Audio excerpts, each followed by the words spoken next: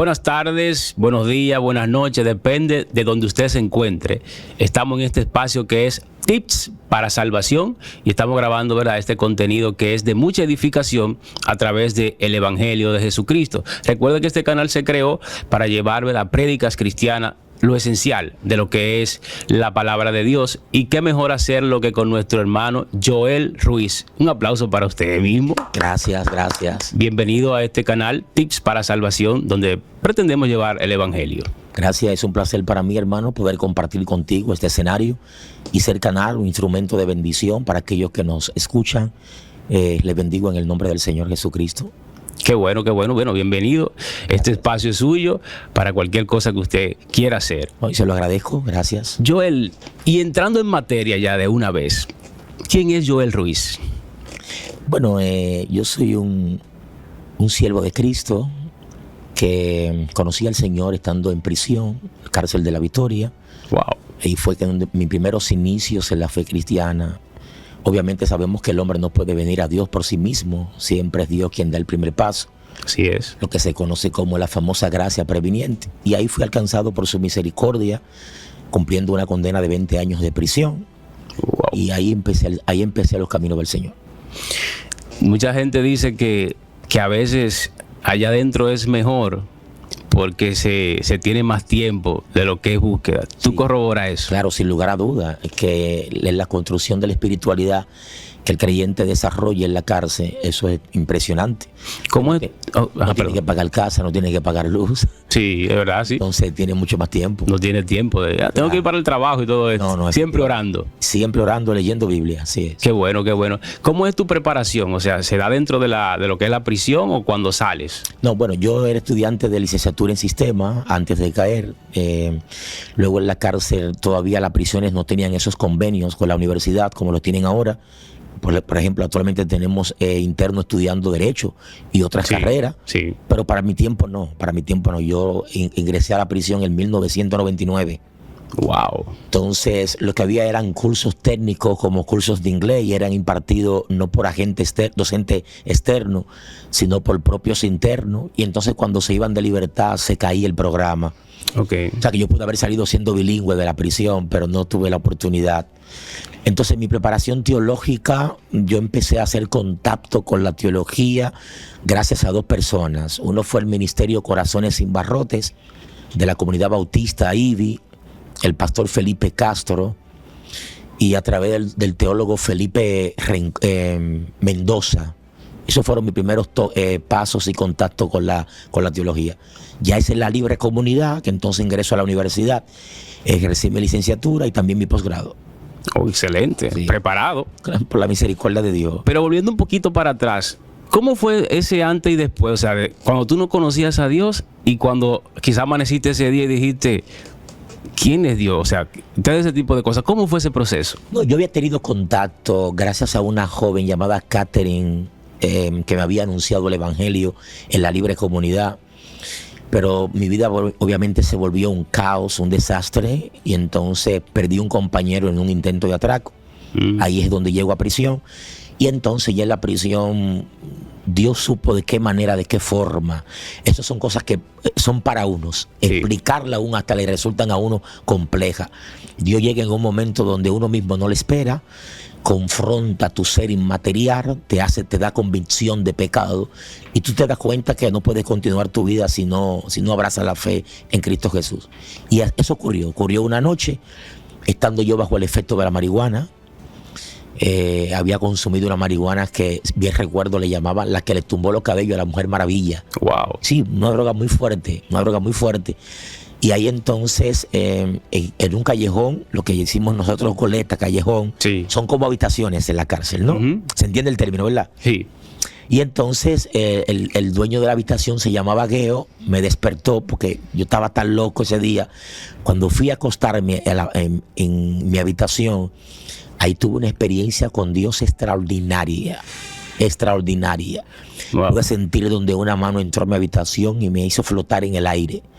Y me empezó a mostrar lugares donde yo estaba atracando y una voz me decía, saliendo de mi interior, ahí te iban a matar. Y yo metí mis manos para que tú no murieras. Wow. Es impresionante. Bastante. No, impresionante.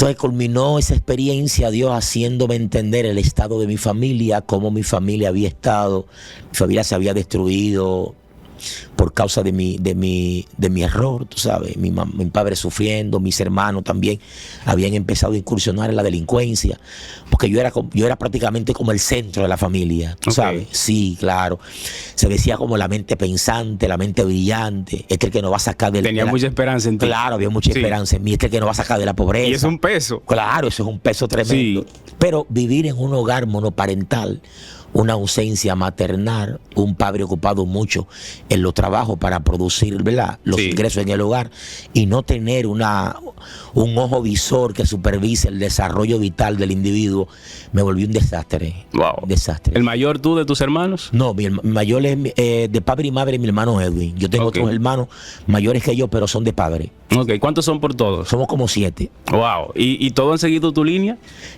¿Línea cuál? ¿De la delincuencia o el cristianismo? El evangelio. Ah, no, el evangelio solamente mi hermano Edwin. Okay. Mi hermano Eduardo fue cristiano primero que yo, pero se apartó de la fe.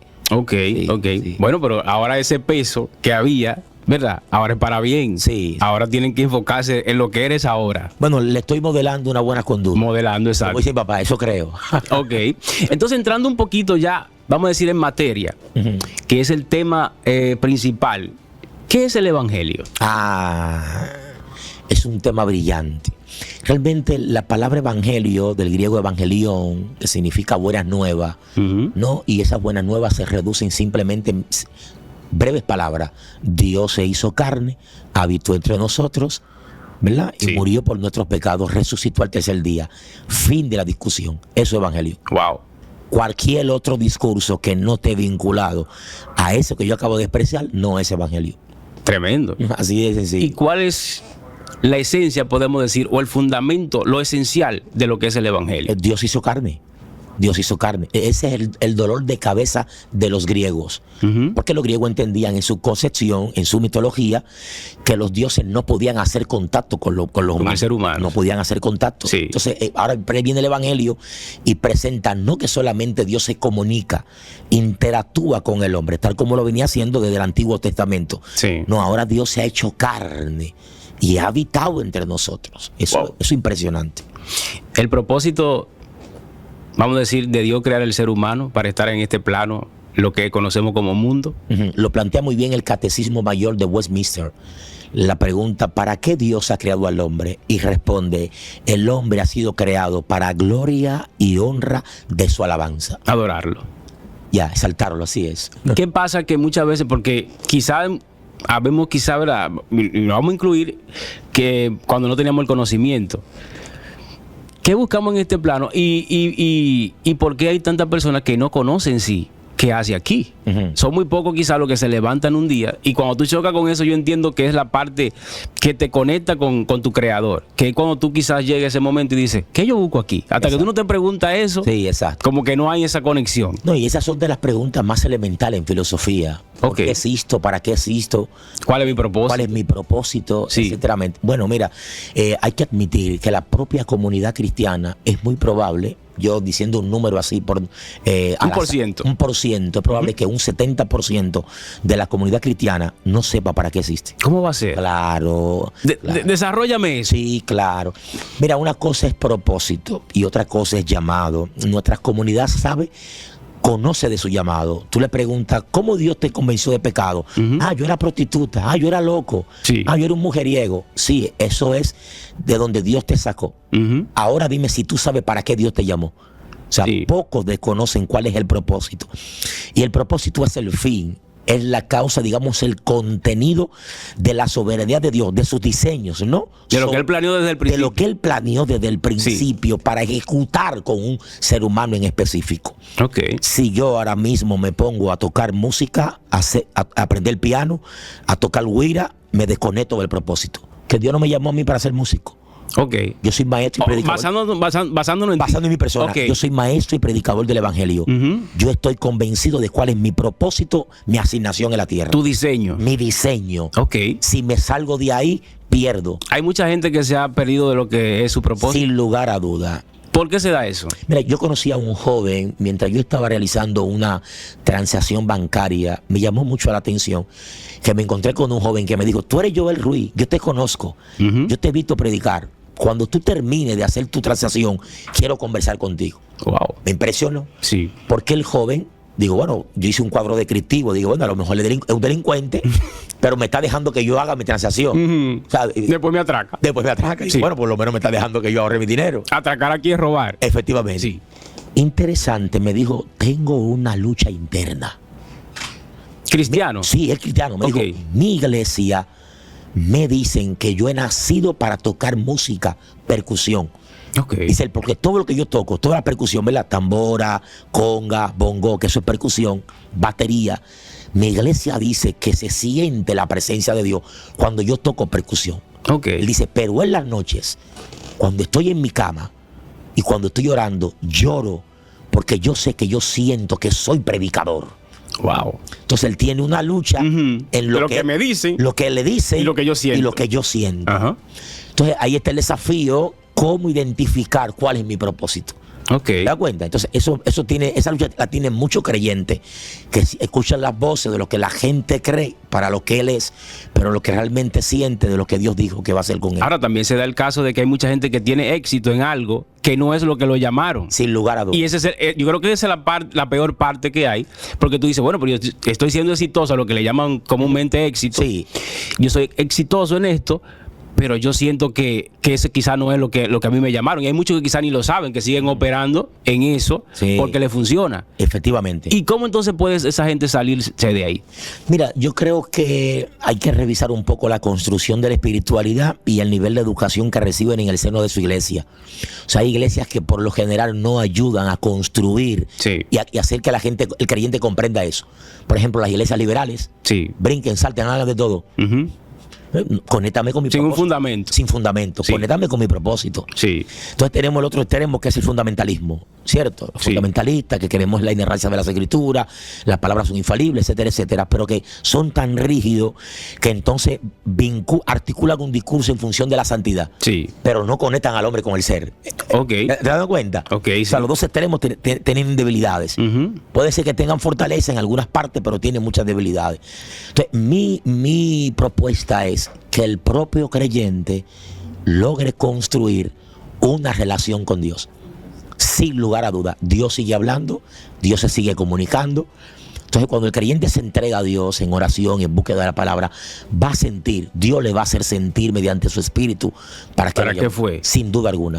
Y bueno, ahora que tú mencionas a propósito, a mí me tocó ser presidente de jóvenes en una ocasión, y yo inicié un programa que se llamaba Jóvenes con Propósito. Okay.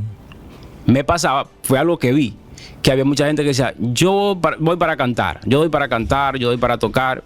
Pero tú veías, porque también tiene que ver los líderes, tiene que ver para qué tú das. No porque tú lo hagas bien, o porque entonces se da el caso también, haciendo un paréntesis, de que a veces quizá dicen, es envidia que tú me tienes porque yo lo hago bien. Sí. Entonces ahí como que es un poquito complicado a veces serle sincero y decirle, tú no das para eso, yo te veo a ti como que tú esto es lo tuyo. Grave error. Y eso Oye, te voy a explicar, grave error. Pregúntame por qué. ¿Por qué? Porque no es la iglesia que imparte los dones y los ministerios, es Dios que lo imparte. Así es. La iglesia no puede cazar talento. Es verdad. ¿Me entiendes? La iglesia no puede cazar talento. La iglesia está, ¿para qué? Para capacitar a los santos para la obra del ministerio. Sí. ¿Por qué razón tenemos muchos músicos en la iglesia pentecostales, pero pocos maestros? De verdad. Se le da como poco apoyo a esa parte. ¿Por qué tenemos pocos maestros? Sí. Y cuando tenemos predicadores, tenemos muchos predicadores, porque en mi iglesia pentecostal pare 5 predicadores cada 5 minutos. Ok. Pero salen sin formación. Sí. Y el daño es más grande. Colateral, claro. Sí. No, ellos son los que me dan trabajo a mí. Yo tengo tú llegas a limpiar todo eso. Yo tengo que ir a limpiar todo el daño que hace mi propia gente. ¿Tú entiendes? Sí. Como maestro. No, esa doctrina no es así. Eso está mal. Eso es incorrecto. Eso no es bíblico. Joel, tú estás diciendo algo ahí fuerte. Tú estás diciendo entonces que se ha evangelizado, pero se ha evangelizado mal. Incorrectamente. En algunos casos sí. Y en algunos escenarios también. ¿Cómo podemos corregir eso? Bueno, hay que volver al evangelio. Y identificar cuáles han sido los falsos evangelios que han salido. Y hay que rescatar el dolor de Pablo. Dice, si alguno anunciara un evangelio distinto al que vosotros hemos predicado, que sea maldito, que sea anatema. Así de sencillo. Sí. ¿Te das cuenta de esto? Es verdad, sí. ¿Qué es lo que hemos escuchado? Un evangelio de la prosperidad, falso evangelio, el evangelio de la unción, del milagro, la superfe. Hemos introducido la famosa filosofía nietzscheana de Friedrich Nietzsche, el voluntarismo. Hay muchas cosas. El yo puedo, este es mi tiempo. Ya no hay carteles en la calle, Cristo viene. ¿Para qué? No necesitamos que Cristo venga, ya aquí estamos realizados. Sí. O sea, el milenio está aquí ahora mismo. Sí. Y eso ha tomado fuerza. Ay, claro que sí. En un par de años para acá. Claro que sí, claro. Y ha sido por eso mismo, por causa de esos falsos evangelios que se han estado predicando. Sí. Que es el yo, todo es yo. Yo lo puedo. Revisemos también las composiciones gramaticales de las composiciones que se están haciendo en nuestra música. Sí. No hay exaltación a Dios. No hay alabanza. Y se supone que, como hablábamos al principio, se supone que si todo es para exaltarlo a Él, adorarlo a Él, ¿por qué no lo mencionamos a Él en lo que hacemos? Exactamente.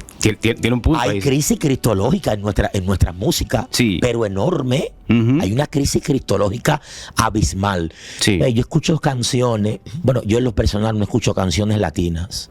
Okay. No, yo me gusta mi música en idioma inglés. Primero porque quiero aprender a hablar inglés. Sí. Segundo, ¿te apasiona eso? Me apasiona, claro, me apasiona. Sí, porque lo mencionaste al principio. Sí, hubiese salido hablando inglés. Me apasiona el inglés. Yo quiero aprender a hablar inglés. Qué bueno. Entonces, he notado muchas crisis en la música latina. No hay alabanza. No sé si tú me permitirías definir el término, ¿no? Dale, todo tuyo. La palabra alabanza viene de la raíz hebrea halal, de donde viene aleluya. Entonces tiene que ver con exaltarlo, loarlo, decirle cosas bonitas a él. Sí. Reconocer su grandeza. ¿Te das cuenta? Yo observo que nuestra música no tiene eso. Okay. Nuestra música a veces es una tiranía, es una apología. Déjame decirle a esta iglesia fundamentalista que nosotros podemos cantar reggaetón. Sí. Sí. Pues, déjame decirle al mundo que a mi música no hay que ponerle censura. Papi, eso no es alabanza. Y hay como una parte también que es como demostrar que esto se puede hacer. Que no es la esencia. Que esto se puede hacer. Exacto. Y los jóvenes consumen ese tipo de música. Vienen de un trasfondo liberal, de un liderazgo que lo que le interesa es que ustedes estén ahí para sumarte como un capital numérico a la iglesia. Sí. Pero no me interesa forjar la imagen de Cristo en ustedes. Okay. Por lo tanto, si ustedes se entretienen brincando, pues brinquen, mis hijos. Yo lo que quiero es aquí. Sí. Pero no formamos ni forjamos la imagen de Cristo en nuestra gente. En síntesis, esto es un caos. Es un caos. ¿Tú ves solución? Claro que sí. La que estamos haciendo ahora mismo. Perfecto. Hay que decirle que hay una voz todavía, que hay jovencitos que se están preparando. Sí. Bueno. Hay ministerio bueno. Jóvenes, jovencitas que están leyendo. ¿Será que los malos hablan más alto que lo que...? Sí, los malos hablan más alto. Pero también los malos hablan más alto cuando la verdad calla. Exacto. Si nosotros dejamos de hacer este contenido... Todo está perdido. No, exactamente. Sí. Mira, te voy a decir una experiencia que me llamó la atención y me sacó las lágrimas.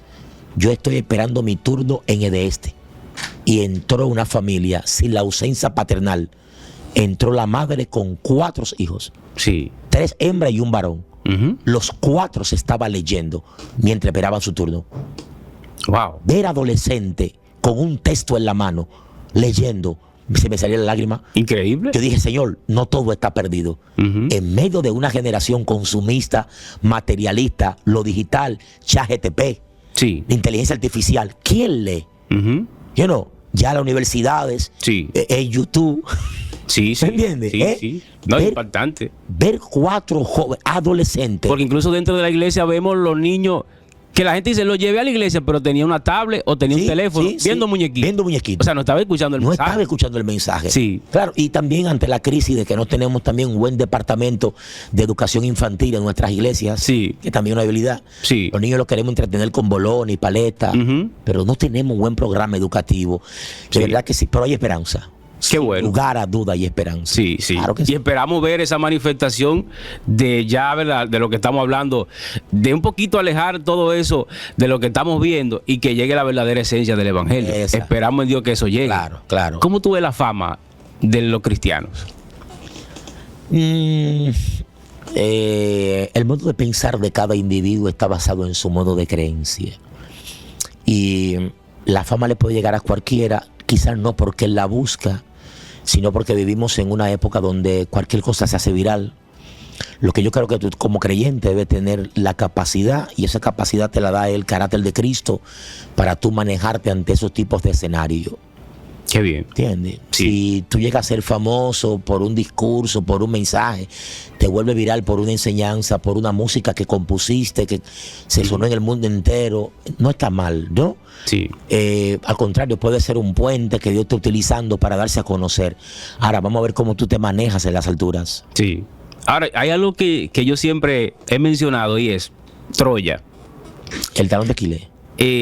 La técnica que ellos utilizaron para entrar a la ciudad.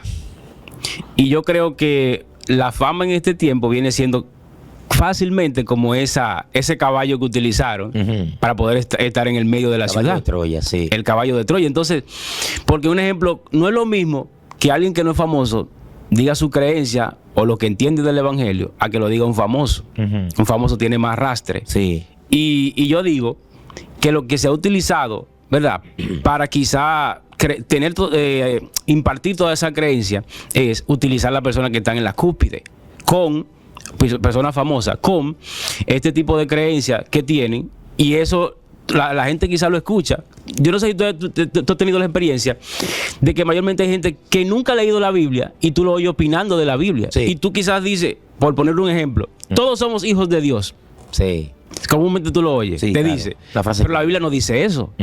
Entonces, lo dice porque lo escuchó y ahí hasta te discute. Sí. Y cuando tú preguntas, ¿tú has leído la Biblia? No, pero yo sé que dice eso. O yo creo que dice eso. Entonces, ahí se ve que ese arrastre que tiene es de personas que quizás son muy conocidas, pero quizás lo que son es un caballo de Troya. Entonces, el problema está quizás en no poner su confianza en todo el que uno vea que está en la cúspide, sino llevarlo. ¿Con qué nos manda a nosotros a llevar a comparar? ¿Cuál es la base fundamental de comparar? Sí, ¿Cuál una es? cosa al lado de la otra. Claro. El libro a comparar es la Biblia, porque No, ahí es que luego. se revela. Claro, no, la fuente principal es el texto. Si no la leemos, no podemos saber Efectivamente. que lo que está diciendo es real o es mentira.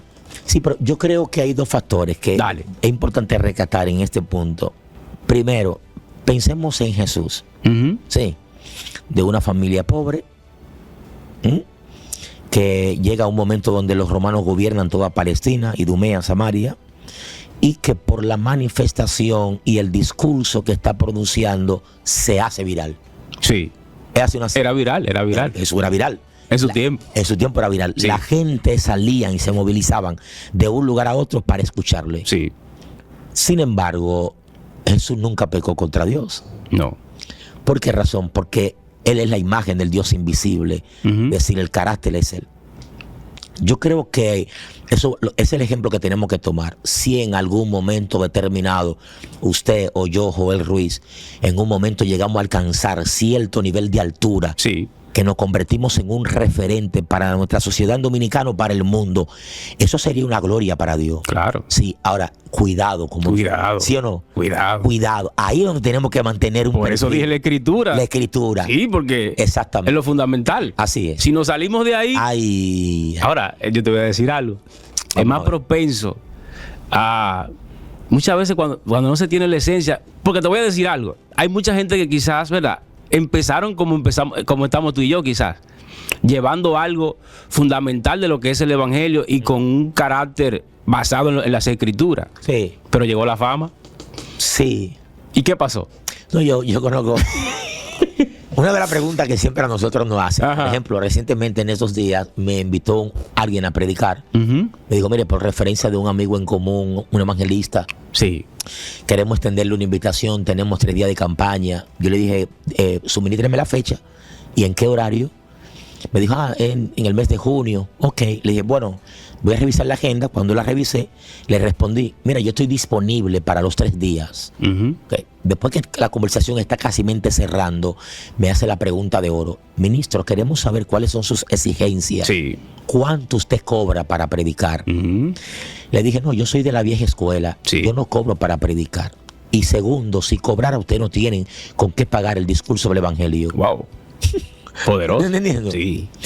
Vamos a ver, ¿qué pasaría con Joel Ruiz si alcanza una fama mayor. Sí, Cierto. que yo sé que la va a alcanzar. Que la...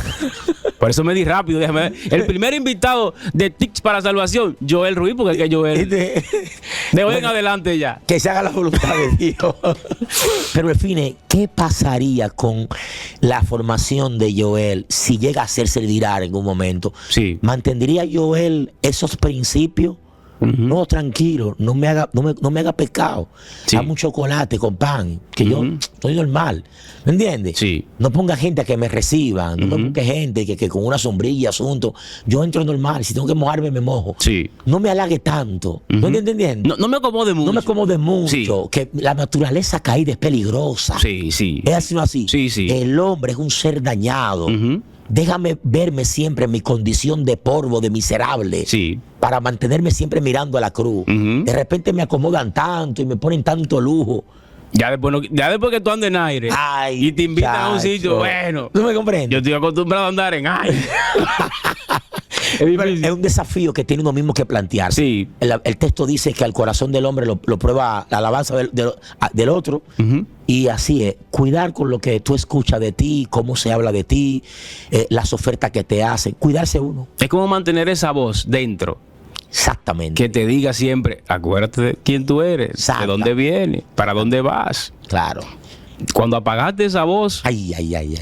se embromó todo. Recordarte que Jesús fue llevado al pináculo del templo y Satanás le ofreció de todo. Y yo, óyeme, me diste en el Todos los clavo. reinos te daré si postrado me adorar. Joel, todos los reinos le pertenecen a Satanás. Imposible, No, bajo ninguna circunstancia.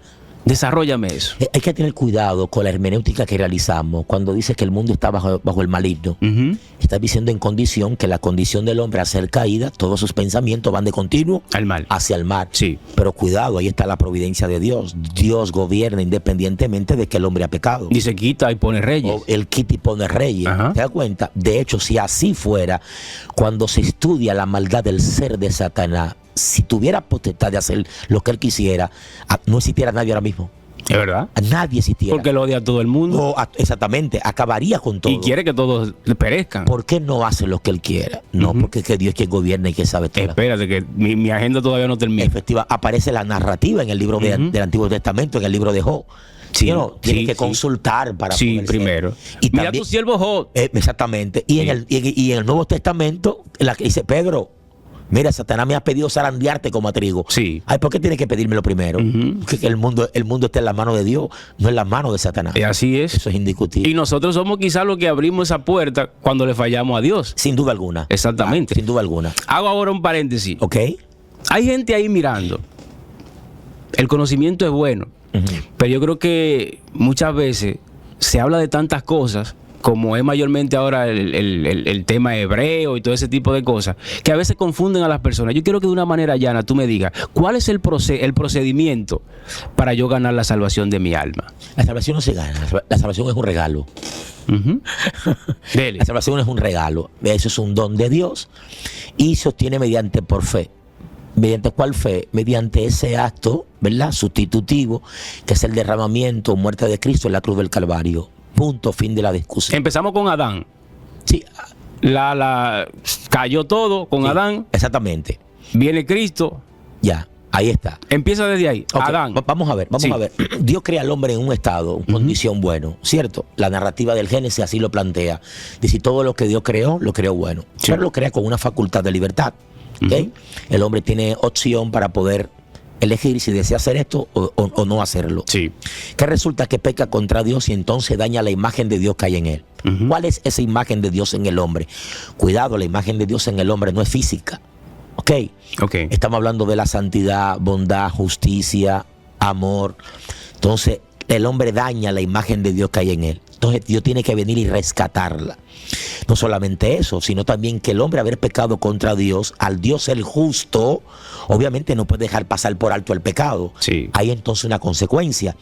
Pablo lo explica muy bien. Toda transgresión trae justa retribución. No hay quien pueda satisfacer la demanda del justo y santo Dios sobre la faz de la tierra. Sí. Todo hombre que Dios has escogido en la antigüedad para poder cumplir la misión, muestra que falla contra Dios. Lo muestra Abraham, el padre de la fe, que cuando va a entrar a tierra de Abimelech, le dice a Sarai, su mujer, mira, tú eres mujer muy hermosa. Sí. Esta gente va a decir que, Buscando viveza. di que tú eres mi hermana para Sí. que me preserve la vida y... ¿Me estás entendiendo? Sí. O sea, ya empieza a Habló fallar. mentira ahí. Ya, habló mentira, Sí. ya empieza a fallar. También lo hace que Moisés. incluso tiene que venir el faraón y decirle, pero ¿y por qué tú no me lo ¿Por qué no me lo dijiste? dijiste? ¿Por qué me matas? O sea, el que se supone que no era de Que eso, no que era era. el malo, Exactamente. es el que está hablando correctamente. Mira qué impresionante. Sí. Esto. Falla Moisés, falla Gestel, falla Gedeón, falla David. Todos fallamos. Yo el paréntesis ahí. Ujú. Entonces yo entiendo que el ser humano necesita fallar. Yo creo que, o podemos ponerlo así, yo creo que Dios le muestra al ser humano que falla para que no se enaltezca y vea que lo necesita él. Porque todo falla. Sí, sí, no, lo que Dios, la intención de Dios para darle forma a lo que tú acabas de decir Sí. es, te voy a demostrar mediante la ley que tú no puedes por ti mismo. Sí. Ya. No puede Por eso es que cumplir. la ley es un ayo para llevarnos hasta Cristo. Exactamente. O sea, el hombre no puede por sí mismo. Ujú. Por eso la teología reivindica mucho el término de gracia previniente. Ok. ¿Ok? Un término que tanto lo adoptan los calvinistas como también nosotros los arminianos. Ujú. ¿Tú ves? Entonces el hombre no puede por sí mismo. Entonces toda la narrativa bíblica desde Génesis, después que el hombre peca, es una total evidencia de que el hombre no puede redimirse por sí mismo. Demóntame esto. Ujú. Comúnmente se oye y la gente dice, porque nadie es perfecto, pero cuando yo leo me dice que debemos ir alcanzando una perfección. una perfección. Sí, ok. La palabra hebrea es la palabra tamán, que significa maduro. Ujú. Ok, no es una perfección en el sentido de que yo puedo decir que soy igual al ser de Dios. Sí. No, ¿entiendes? Nosotros participamos de ciertos dones, atributos de Dios en momentos circunstancial por medio de ciertos dones, pero no es que lo somos en igual forma. Ok. Entonces la palabra hebrea tamán es la palabra maduro. Nosotros se traduce como perfecto también. Ujú. No es una perfección como que no hay debilidad o imperfección en él. ¿Te das cuenta? Sino es que quizás falla, pero reconoce Exactamente. que yo creo que hay dos cosas. Ujú. Porque si tú te fijas, nosotros los seres humanos tenemos cierta edad que somos inmaduros Sí, y cometemos muchos errores. bastantes. Pero después llega una etapa como que maduramos Ujú. y ya no cometemos esos errores que cometíamos antes. Muchos quizás sí. Sí. Pero hay muchos que cuando llegue esa madurez ya no cometen esos errores que cometían antes porque ya tienen el conocimiento de eso y se resisten a hacer eso que hacían antes. Sí. Es lo mismo, cuando tú conoces lo que es el pecado, te resistes. Te resistes. No es que no llegan Exacto, es así. esos pensamientos, Sí, esos sí, montosos. perfecto. Tú los repeles, vamos a decir. Dices, no, espérate, aquí no. Así mismo. Eso. Así mismo. Entonces ahí se ve lo que tú planteas en cuanto a lo espiritual. Esa madurez que es lo que te podemos decir es la perfección. Exactamente. Ahora tengo un conocimiento que me permite enfrentar algo con lo que antes yo ni siquiera sabía Exacto. que me estaba haciendo daño. Sí, Es así. porque el problema de no servirle a Cristo, de no conocerlo, es que pensamos que estamos bien. Exacto. Por ejemplo, cuando tú le predicas a alguien, mayormente dice, pero yo no le hago mal a nadie. Sí, es muy común. Yo no robo, Es yo no muy- Es mato. muy común. Así es. Pero hay un pecado que viene arrastrando Ujú. y lo voy a poner como tú lo hiciste en el concierto de Moria Walsh. Ay, va. Porque si por la transgresión de uno solo vino la condenación a todos los hombres. Así.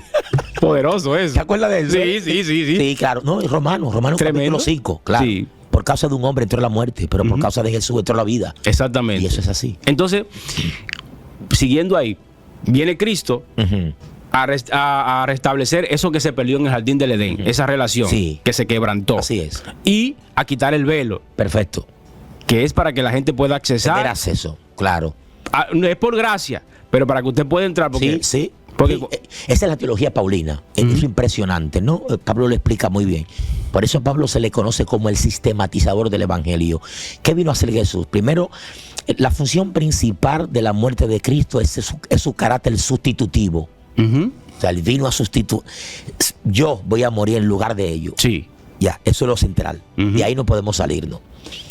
Luego tiene otro carácter que es el carácter de redención. ¿Entiendes? Viene la palabra griega agorazo, que es como comprar en el mercado, sí, liberar a un esclavo de. Entonces está el perdón, está la sustitución, está la redención y está la justificación. Él viene a justificarnos porque nosotros no podíamos, éramos enemigos de Dios por Sí. nuestras acciones. Sí. Él viene ahora a justificarnos por medio de la fe. ¿Entiendes? Sí. Viene a redimirnos porque no hay quien pueda pagar el precio. Sí. Porque la demanda que Dios está haciendo es muy alta. Se requiere alguien santo, perfecto, que pueda pagar Sí. ese precio. Y no lo hay sobre la faz de la tierra. Nosotros reivindicamos mucho. Recuerda el texto que dice, ¿a quién enviaremos? Sí. Porque no hay. No hay. Yo iré. Yo iré. Envíame a mí. Sí. Yo puedo satisfacer esa demanda. Entonces, eso ella, esa es la salvación. Sí. Ahí es.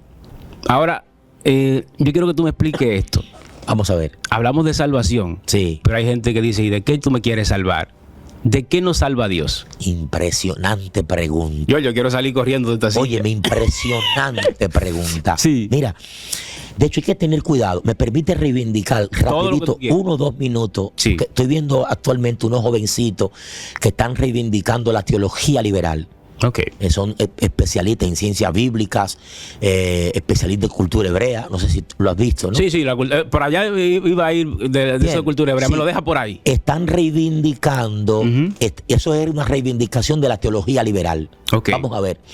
Siendo exacto, 1763, 1834, el famoso teólogo alemán Friedrich Schleiermacher. Ok. Viene Rodolfo von Harder, viene F.C. Bosch, vienen esos teólogos alemanes liberales y acaban con la Biblia. Ok. Acaban con la Biblia. ¿Qué es lo que están diciendo? El pecado original es una fábula, es un cuento de hadas. Adán y Eva, eso es un mito. Oye, Y pero quizás por su reputación causaron un mi revuelo. hermano, pero no son grandes eminencias. Sí. Son grandes eminencias. La teología liberal que surge en Alemania. Troya, caballo. Claro. Viene entonces la famosa hipótesis documentaria de Julius Weinhauser. El Pentateuco no fue escrito por Moisés. Óyeme. Sí. La resurrección de Cristo, la división del mar muerto. Tumbando todos los conceptos. Todo lo que tiene que ver con milagro, eso es para ellos un disparate. Sí. Eso no sirve. Ojo a los que nos están viendo. Observen a unos muchachitos que están reivindicando la teología liberal. Se dicen que son expertos en ciencias bíblicas, reivindican ciertos aportes que ha dado la arqueología contemporánea, los descubrimientos del Mar Muerto, de las cuevas de Qumran, ¿cierto? Y empiezan a golpear lo que es la inerrancia de las escrituras, que es un principio que se adhiere de lo que es la sola escritura o la infalibilidad de las escrituras. Entonces, ¿qué resulta aquí? Cuando tú me haces la pregunta, ¿de qué nos salva el Señor? Sí. Hermano, si nosotros le quitamos la discusión que hay en teología, si nosotros quitamos la condenación, no puede venir una condenación porque ese Dios es un Dios santo y amoroso. Sí. ¿Cómo Dios va? es amor. Dios es amor. ¿Cómo enviará por toda la eternidad? Al ser humano. Eso no se corresponde con el carácter santo, divino, amoroso de Dios. Sí. De estar por la eternidad con los santos y los redimidos y ver en un lugar de su creación. Y ahí mete todo salvo. Y hay- No hay condenación. No hay condenación. Sí. Imposible. De ser así, ¿para qué razón entonces tiene Dios que hacerse carne Sí. y morir por nosotros? Dejar su trono. ¿Eh? Venir. Lo primero que nadie calificaba, como dijiste hace un rato. Efectivamente. Nadie calificaba. Claro. Qué extraño que nadie calificaba. ¿Te das ¿verdad? cuenta? O sea, te está diciendo que es algo muy grande. Impresionante. Tu pregunta es impresionante y hay que rescatarla en este tiempo. Sí. ¿Te das cuenta? Sí. Déjame volver yo a mis prácticas pecaminosas. Déjame volver a mis vagabunderías. Sí. ¿Cierto? ¿Para qué sujetarme al texto que dice marido de una sola mujer? Sí. Como está hoy en día la liberación femenina. Sí. Déjame buscar 4 o 5 mujeres porque no hay condenación. Sí, sí. ¿Cierto? Todo lo puedo no hay hacer. un juicio. Sí. Quitemos la teología del juicio. El castigo eterno, Sí. no hay redención de pecado, vamos todo a lo mismo, Sí. falso de toda falsedad. Y envío mi voz a nuestros jóvenes cristianos y a nuestros líderes. Eso es teología liberal, eso es peligroso. ¿Cuál es la cámara de Joel? ¿Cuál es la cámara de Eso Joel? es peligroso. Joel, dile esa cámara, a esos envío jóvenes, mi dile. voz a la pastoral y a estos muchachitos que quieren estudiar teología en el patio. No, Sí. no, estudien teología en la academia. Sí. No con estos youtubers que andan por ahí, que se leen cuatro pasajes bíblicos. Sí. No, cuidado. Eso es teología liberal. Eso es peligrosísimo. Eso. ¿Ok? Sí. Hay un juicio eterno, hay redención de pecado y el pecado tiene su consecuencia. Exacto. Eso es indiscutible eso. ¿Qué pasa cuando el ser humano muere? Siguiendo esa misma línea. Sí, claro, cuando va a un lugar intermedio. ¿Entiendes? Se le llamaba en el antiguo el seno de Abraham, un lugar de descanso. En el texto del Apocalipsis se reivindica mucho eso. Cuando aparece un pasaje que dice: ¿hasta cuándo, Señor, santo, justo y verdadero, librará las almas de los justos, de los que esperan por ti? O sea, están en espera de un juicio. Claro. Vamos a crear un escenario ahora, Joel. Ok. Hay alguien que está en una oficina, ¿verdad? Y bueno, esa persona, no sé si tú has visto un video que corre mucho, que toman diferentes escenas de personas que mueren en diferentes áreas de su vida. Hay uno que está en la oficina, otro va manejando, y perdió su vida ahí. ¿Qué pasa en lo espiritual en ese momento? Mira, el doctor Oliver Basquer en su teología sistemática dice, hablando acerca del infierno Sí. y acerca de la muerte, dice, hay cosas que escapan de nuestra comprensión. Primero porque son de orden metafísica y cualquier teólogo podría cometer un error intentando tocar un texto que cree que arroja toda luz al respecto sobre eso, lo que puede hacer un daño a la audiencia. Sí. Me voy siguiendo, ¿no? Sí, claro. Entonces, lo que ocurre en eso ahí, el texto no lo revela. Lo que nosotros hemos escuchado ya son de fuente mística. Sí, escúchame, porque la Biblia menciona, no recuerdo el nombre ahora, de alguien que estaba dando a luz y dice el alma se le salió. Sí, pero está hablando acerca de... esas son categorías, ¿entiendes? Categorías, para evitar la discusión de si el hombre es un ser dicótomo o tricótomo, ¿entiendes? Por ejemplo, el texto de David, cuando dice que David tenía mucha hambre, cuando comió dice, y el alma le volvió y regresó. Sí. ¿Qué está diciendo? Sí. Es su ánimo. Okay, ¿Te das sí, cuenta? sí. Esos son términos que utiliza el autor para hacer la alusión a algo en específico. Okay. Hay que tener primero cuidado cómo se interpreta el texto. Okay.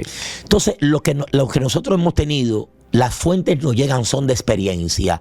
Sí, de hecho hay un texto de un investigador, un periodista que se interesó en investigar qué le pasa la vida de ultratumba. Ajá. O sea, ¿qué pasa en el más allá? Sí. O sea, realmente lo que nosotros tenemos son trozos bíblicos, o sea, textos que dan cierta alusión. Bueno, yo entiendo que Jesús explica también de eso, ¿verdad? Con lo que se escribió. Efectivamente.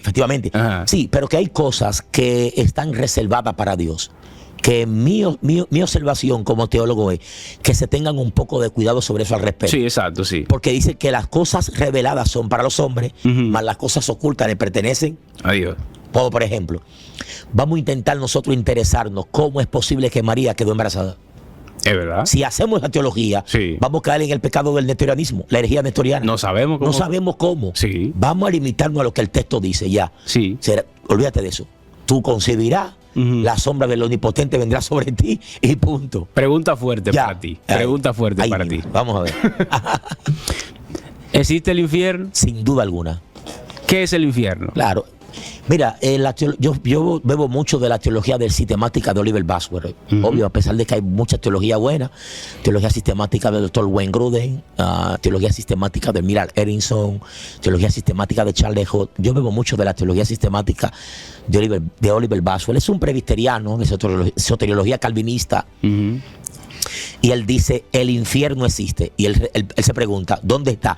Está en algún lugar de la creación, del universo. Sí. ¿Entiendes? ¿Dónde está? Dice él, no sé.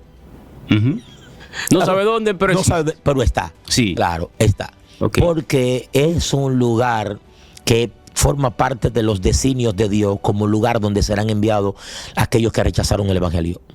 Punto, así de sencillo. Tremendo. Ya. ¿Y el cielo? ¿Qué nos prepara Dios cuando ya tenemos esa salvación? Igual forma, ¿te das cuenta todo lo que aparece en el texto de Apocalipsis? Sí. Sí. Ese lenguaje simbólico que aparece en el Apocalipsis, cielo nuevo, tierra nueva. ¿Verdad que sí? Como dices que Nueva Jerusalén. Nueva Jerusalén, el mal no existirá más, que podrá jugar la serpiente con el cordero, etcétera, etcétera, el león con los niños. Sí. Whatever. Es una alusión de que es un estado de paz. El pecado. ¿Por qué? Porque el pecado no existirá ahí. No entra. No existirá. Ya. Sí. Discutible. Ahora, si tú me preguntas a mí qué ocurrirá, yo podré jugar billar. Por Dios, le voy a adicionar al texto lo que el texto no dice. Sí. Son cosas que están reservadas, que lo que hay que esperar. Voy para allá, para otro tema que vamos a decir, tiene como un poquito de controversia muchas veces. ¿Cuál es ese? Vamos a ver. El rapto de la iglesia, como se le conoce comúnmente, el rapto. Lo que es cuando Cristo viene a recoger su pueblo. Háblame de eso. Miren, siempre en teología hay temas que suscitan diversidad de posiciones. Siempre. Y el rapto de la iglesia es uno de esos. Pese que el rapto de la iglesia es una doctrina que surge, si bien recuerdo, siglo XVIII, siglo XIX, o sea, es una doctrina, puede decir, contemporánea, ¿no? Contemporánea. La doctrina que sostiene que habrá un rapto oculto, inminente, en donde todos los que han abrazado la fe en Cristo Jesús, que le esperan, ¿cierto?, serán levantados. Serán levantados. Y otros sostienen que no habrá un rapto de la iglesia. Lo que esperan que habrá una tribulación. Efectivamente, lo que esperan es la segunda venida de Cristo. Ok, sí, directo. Yo te voy a ser honesto, si tú me lo permites. ¿Qué creyó él? Efectivamente, mira, en cuanto a escatología, yo no invierto un peso. No. ¿Por qué? Desarrolle eso. Yo no invierto un peso en escatología. Tengo que estudiarla, tengo que palparla. Yo creo en la escatología de la esperanza. ¿Cuál es esa? En que mi Dios vendrá por segunda vez. ¿Me comprende? Sí. O sea, no tengo que ver ni con el rato y no con rato. No, yo te lo pongo más sencillo. Ajá. Si yo estoy listo, preparado, punto. No importa si viene, ¿verdad? Exactamente. Como quiera me voy. Lo que yo me intereso como teólogo es en tener un libro que me ayude a mí a cómo desarrollar una vida de fe para mi tiempo ahora. Sí. O sea, cómo soy mejor vecino. Exacto. Cómo ser mejor padre, cómo ser mejor esposo, cómo ser mejor creyente. ¿Por qué razón? Porque las cosas escatológicas, por Dios, entiéndanlo por una vez, por una y última vez. Son cosas que están reservadas en la soberanía de Dios. Van a ocurrir, crea usted o no crea. Sí. Es verdad. Van a ocurrir que usted no crea. Es más fácil prepararte que ponerte quizá, ¿verdad? Vivamos una vida de santidad. Punto, más nada. Exacto. No desarrollamos discusión en función de esos temas. Sí. Porque es que van a ocurrir como quiera. Sí. Ahora te digo por qué lo toco. Ya con lo que tú has dicho de esa salvación tan grande que nadie calificaba para poder venir, ¿verdad? Y ganarla o ponerse por ella. ¿No crees tú que la gente vive un ejemplo? Si es algo tan grande, tan complicado, ¿no crees tú que la gente vive, el que no le sirve a Dios, vive como tan tranquilo? Y quizá incluso muchos que le sirven a Dios, porque te pongo un ejemplo. A veces quizás del mismo ámbito cristiano hay personas que no se preguntan, ¿andaré yo bien? Porque yo te pongo un ejemplo. El que entiende lo que es esa salvación, a cada instante está preguntándose, yo estaré bien. Exacto. Y asegurando. Estoy apto para... Sí, y asegurándome, espérate. Asegurándome, déjame ver qué cosita yo hice, qué mal yo hice para arreglarlo. Pero tú ves quizá un grupo de personas que como que tienen por tan poco esa cosa, y por eso te pregunto todo esto, para que a ver si asimilan un poquito y tienen un poquito de cuidado. Las 10 vírgenes. Habían 5 que estaban ahí, que quizás podemos ver que sea la comparación de lo que te estoy mencionando de las personas. Sí, sí. Él viene, está bien, yo no tengo de esto ahora, pero yo voy ahorita al colmado y lo compro. Llegó y el tiempo no dio. Sí. Y eso pasa con esa persona. Entonces, por eso te pregunto un ejemplo, todo este tipo de cosas, para tratar de traer conciencia. Sí. Y de que las personas reconozcan que es lo que Dios nos ha entregado a nosotros. Y tú has utilizado la mejor parábola. La mejor parábola. Primero, corrijo, para interpretar las parábolas hay que tener cuidado con las distracciones. Sí. Y el aceite es una distracción en la parábola. Ok. La esencia de la parábola es el novio. Y hay que entender la parábola en el contexto cultural. Dale. En la antigüedad, cuando la novia se iba a casar, tomaba 10 vírgenes conocidas por ella que la acompañaran hasta que llegara el novio. Como ahora comúnmente las damas. La dama de compañera, ¿no? Sí, compañera sí. De honor. De honor.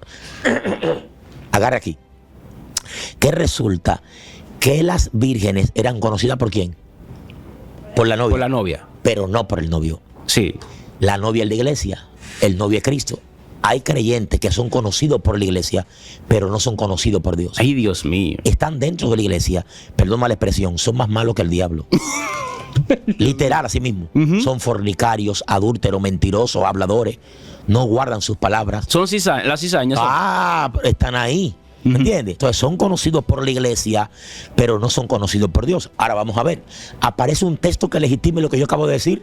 en el texto. No. Recuerda el texto que dice, Señor, en tu nombre echamos fuera demonios. Ah, bueno, sí. Que iba para allá a decirlo, sí. ¿Te das cuenta? Sí. ¿Cómo así? ¿Eso puede ser posible? Claro que sí. Gente que están dentro de la iglesia. Y dan todas las características. Todas las características. De un cristiano. Totalmente. Echan fuera demonios, imponen manos, etcétera, etcétera. ¿Cierto? Se congregan, dan su diezmo, sus ofrendas. Sin embargo, ¿qué dice el texto? Yo no lo conozco, apartado de mí. Mis hacedores de maldad. Sí. Ahí está la palabra, hacedores de maldad. Nunca os conocí. Sí. La iglesia te conoció. ¿Cierto? Hasta te dio cargos ministeriales. Sí. Te puso hasta como obispo, como sacerdote, como ministro, como director de tal departamento, pero Dios no te conoció. Porque a veces se considera que depende del cargo, ya tú estás asegurado. Asegurado. No te agarres, ¿no? Yo tengo una pregunta aquí, Joel, que yo tengo hasta miedo.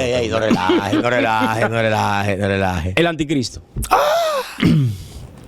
Está dentro del... También forma parte dentro del estudio de la escatología, ¿entiendes? Que te refiere a los eventos del fin. Sí. La palabra griega escato, último, fin. Y pero me gustaría tocarlo como un poco. Sí, logía, que es estudio. Las preguntas que nosotros siempre... Bueno, te dije que en materia escatológica siempre hay una diversidad de líneas de pensamiento, ¿no? O sistemas teológicos referentes a dicho tema. Sí. Con relación al anticristo, fíjate, para el siglo I se entendía que el anticristo era Nerón. Ok. Años 63, 64, por todas las atrocidades que había hecho con la comunidad cristiana. ¿Te das cuenta? Sí. O sea, es un ser... La misma Biblia que dice que hay mucho anticristo. Efectivamente. Un ser que se levanta y se opone contra lo que se llama Dios. ¿Entiendes? Ya con relación opositor a esa figura que se asume y se entiende que al final de los tiempos encarnará esa persona. Ahí tenemos otras discusiones también. Se desconoce qué es. Todo el que ha intentado emitir, por más especialista que sea, lo he visto que se ha equivocado. Lo he visto que se ha equivocado. Porque nosotros desconocemos quién encarnará a esa persona. ¿Entiendes? Eso se desconoce. Pero sí lo que el texto revela son las características de esa persona. ¿Cierto? Es objeto de culto. O sea que llamará que se le adore. ¿Entiendes? ¿Y qué pasará en la tierra cuando esté esa? Porque aunque dice que hay muchos, pero ese será como el principal, podemos decir ya al final, vamos a decir. ¿Qué habrá en la tierra en ese tiempo?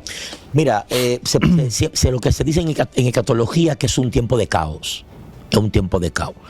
Realmente por eso se habla mucho en materia sociopolítica de una tercera guerra mundial. De algo que puede provocar. Bueno, la pregunta que se hacen es, ¿qué puede provocar en el escenario sociopolítico que pueda armar un escenario para que entre en función un personaje de ese tipo de naturaleza?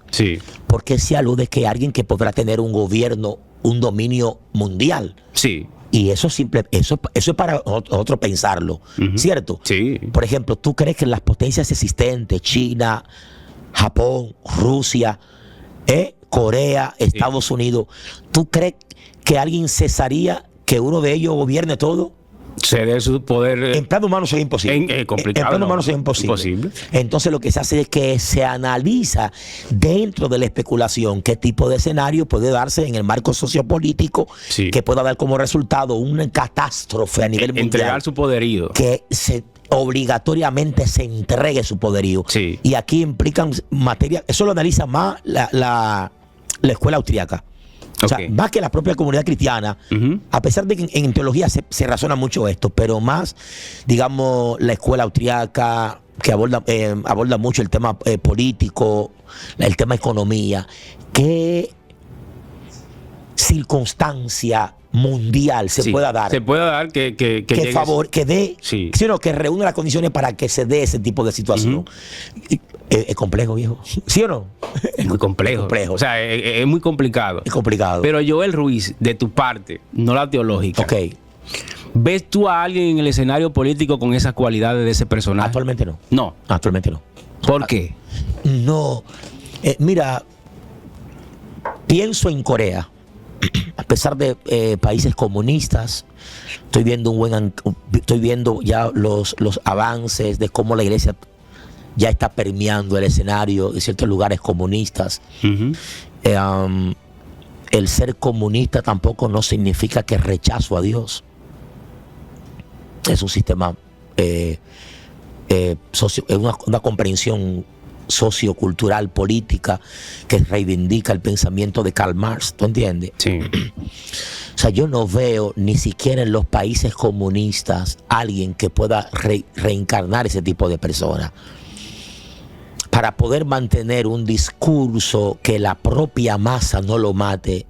Tiene que en algún momento articular. Es así o no así. Sí, pues qué difícil. Cuba está vuelto un desastre, es comunista. Sí. ¿Cierto? Sí. Está vuelto un desastre.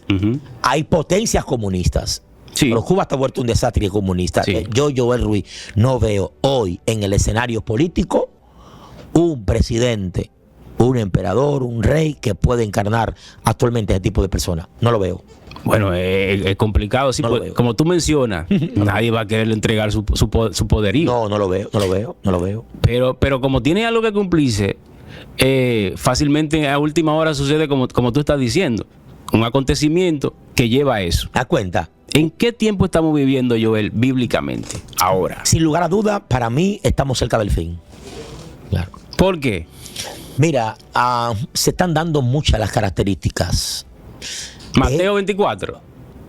En teología hay también corriente, que lo dicho de Mateo 24 se llegó a cumplir en el siglo I. Sí, porque Claro, te cuenta. Por eso que hablamos sobre cómo interpretar la profecía. Sí. Realmente como y muchas parábolas, que la parábola del reino de Dios, recuerda que el reino de Dios tiene tres dimensiones: una dimensión basada, una dimensión presente que es la iglesia y una dimensión futura. Okay. Es posible que nos encontremos frente a profecías y a parábolas que tengan varios cumplimientos. Sí, Okay. que pudieron haber tenido un cumplimiento ya en época pasada, pero que estén vigentes para la posteridad, ¿no? Ok.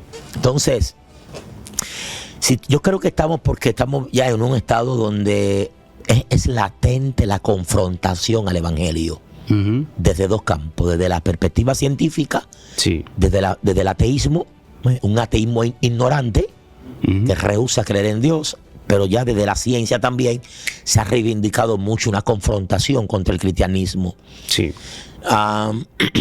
No creo que pueda llegar otra liberación que corrompa al ser tan fuerte como la que estamos viviendo hoy en día. Exacto. ¿Sí o no? Sí, sí. No la concibo. Sí, sí. Viejo, el ser humano autopercibirse un animal, Sí, sí, sí, sí. por Dios, no creo, y en esa autopercepción tú no vas a ver ninguno que se autopercibe un anfibio, porque Y ninguno se es tira en el agua. Y es increíble cuando dice, y a lo bueno A lo bueno le llama malo y a lo malo. y a lo malo bueno. ¿Te das cuenta? Se cumple totalmente. Totalmente. Yo no veo una generación que reúna tanto las características distintivas como la que estamos viviendo. ¿Cuándo empezó eso, Joel? ¿Podemos decir que fue desde el encierro?